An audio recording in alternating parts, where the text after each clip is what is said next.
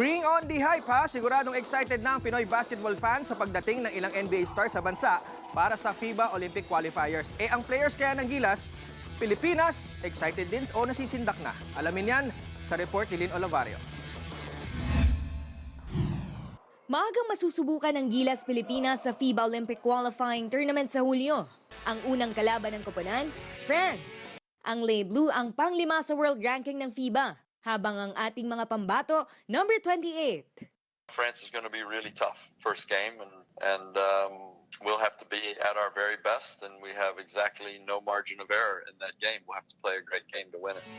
Ayon sa French Basketball Federation, posibleng hindi makalaro sa torneo sina Boris Diaw at Nicolas Batum dahil sa free agency sa NBA. Gayunpaman, nananatiling matinik ang koponan na inaasahang hitik sa NBA players gaya ni Tony Parker, Evan Fournier, Rudy Gobert at Geoffrey Lauvergne. Sunod na makakalaban ng Gilas ang New Zealand na dinala ni Coach Tab Baldwin sa semifinals noong 2002 FIBA World Cup. Pero kinwestiyon ng veteranong mentor ang tight schedule ng Gilas. I don't like the fact that as a host country, we have to play the first 2 days of the tournament and then a rest day on the third day. I think we should be given some rights. I think, that having a day break in the middle would be, justice for the host country. Maliban sa France, loaded din ng NBA stars ang Canada at Turkey na maglalaro rin sa Manila leg.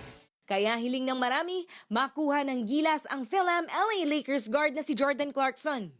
We're going to get Jordan if FIBA will see fit to grant him the right to play as a local. If we get him, that's great. It strengthens our team. If we don't get him, then we have to find ways, to be successful without that talent. Ang ilan naman sa Gilas boys, imbis na masindak sa tindi ng mga kalaban, mas excited pa. But when I did see the bracket, I was pretty ecstatic.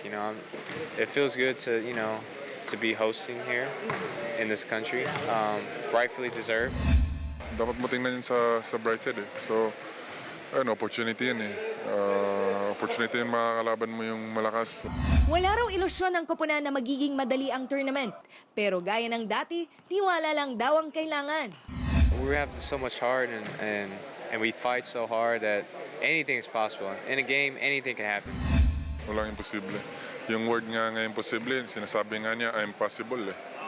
So, walang imposible. Umaaksyon! Lynn Olivario, News 5. Be sure to come back. Use 5 everywhere. Copyright 2016.